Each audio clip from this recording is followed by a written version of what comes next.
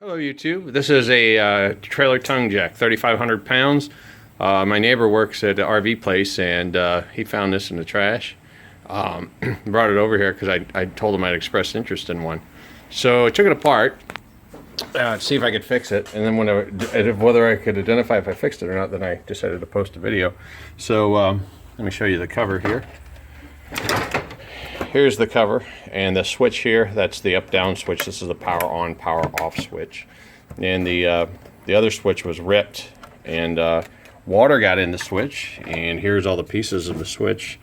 And the rubber here, I kind of ripped it more when I pulled it off.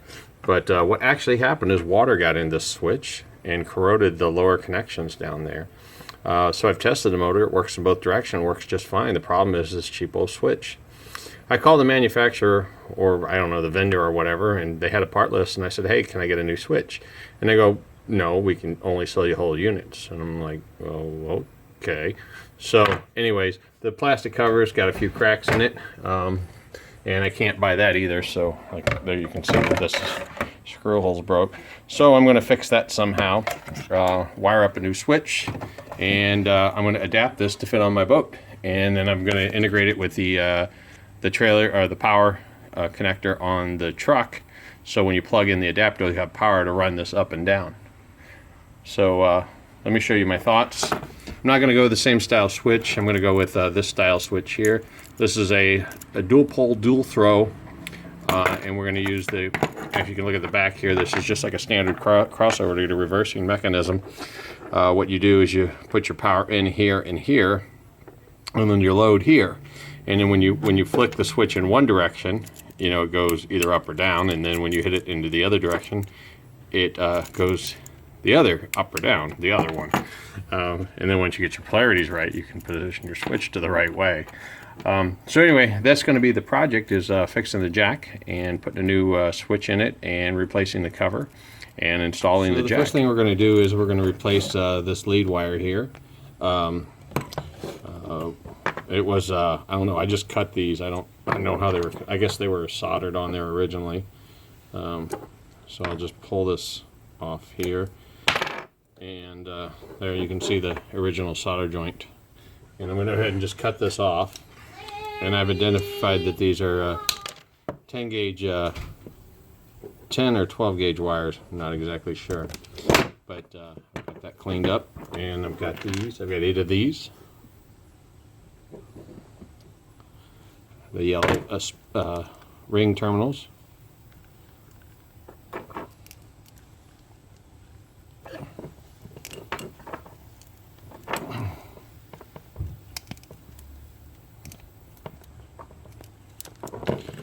Okay, got that one done. Now we'll go ahead and get, this is the, it gets its power from earth ground, you know, the ground of the chassis ground. So this black wire is actually the hot wire. You know, it matches the color of the thing, but it kind of throws you off a little bit because there is no ground wire. So that's the hot wire, and there's a ground wire that's located on the motor that's tied directly to the case motor. And we'll go over there and replace that in now. So now off the ground wire, there's this little black wire here. You can see there's a light. When you turn it on, the light comes on, lets you know that the system is powered. And also the manufacturer indicates that you can use it. So use it for if you're hooking your trailer up at night. And I'll show you that here, but we're just going to cut this off right now. And we'll strip this back. And then I have some primary wire here. This is 14 gauge. I'm just going to go ahead and put that in there as well, and then we'll hook that up later on.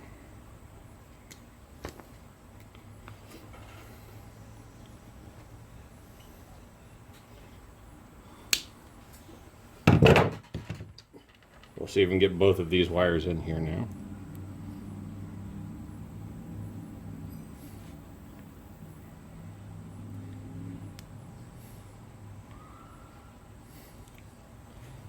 I got my camera set up, so I'm doing this left-handed. Oops.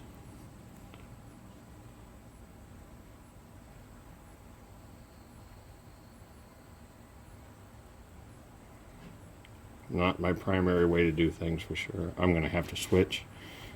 Even if it means you can't see what I'm doing, I'm going to have to switch.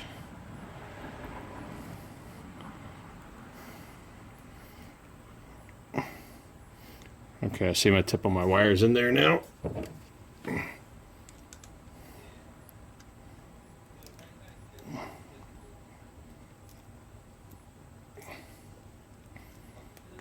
Okay, that's it for the two hot leads there. And this ground, or the ground wire for the lighting system. And so now we got to come up with a way to loop these around, and I'll show you what I'm talking about here in just a second. So I decided to not show you me fighting with it, but now that I figured it out, I will show you how I did it with the other one. So I've got this green wire, which is the right size. I'm going to go ahead and use that.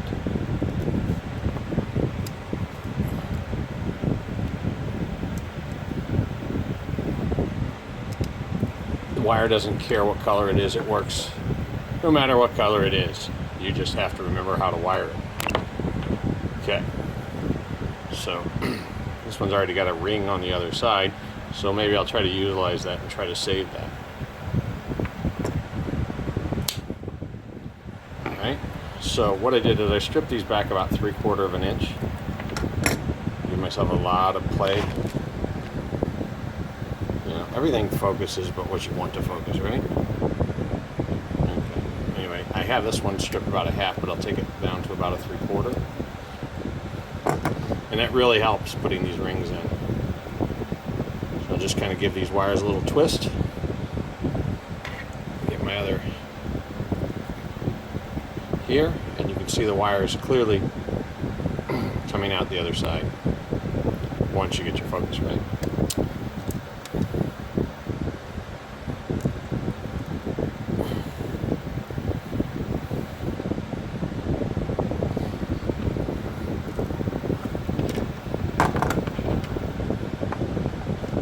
Okay, I got one more left to do. This is over here because I'm reusing that spade terminal that was already, or the ring terminal that was already on there. Tilt this up.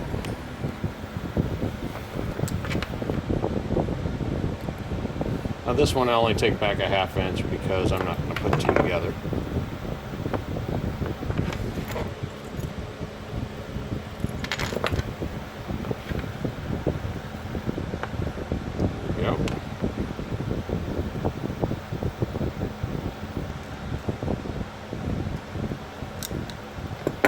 Okay, so the next thing to do is install the switch.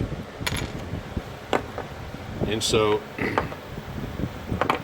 look, this is the original. This is pretty standard if you're trying to do a reversing motor, is to cross these over on the outside. You can see there's two layers. The lower layer crosses and then the upper layer crosses. And so the way that it was designed is that the motor load goes on these two, and then the power comes into these two. So this is our motor load here, and I can wire it either way. I might have to turn the switch over if I don't get it right, but there's plenty of wire in here, and so we won't have any problems.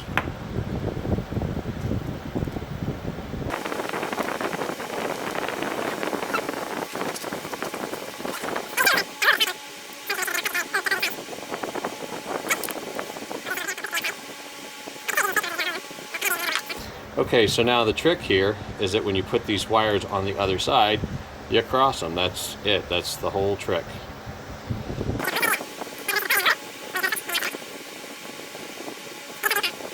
Very similar to this on the lathe project, the reversing, did the exact same thing. So if you want to change the direction of a DC motor with the switch, this is the way you do it. The interesting thing about this specific switch is it's spring-loaded. So you can buy these switches that are not spring-loaded, but since this is a jack and it's only works for a few minutes at a time, spring-loaded, you have to be holding it for the jack to move, either up or down. Now, we got this wire here, and we'll tie that one onto there.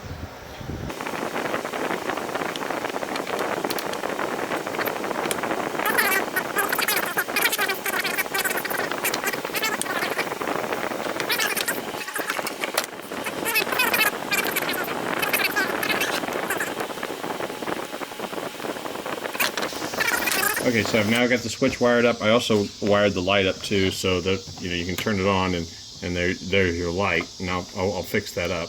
It's not much of a light, but there it is. And then I'll have to put a plate to fill this hole, which I'll come up with a way for a plate. I also have a waterproof cover ordered for the switch too. So we're gonna go ahead and demo it now. So we'll start by turning it. You'll hear it, and then you can see the screw there turning. And that is extending right there. And then we'll let it stop. And now we'll go ahead and retract. And you can see that it goes the other way. Now I don't have a battery on here. I'm just using a power supply, so it's not real quick. But anyway, that's for the wiring. We'll go ahead and put the cover back together and figure out a way to get this installed on the boat.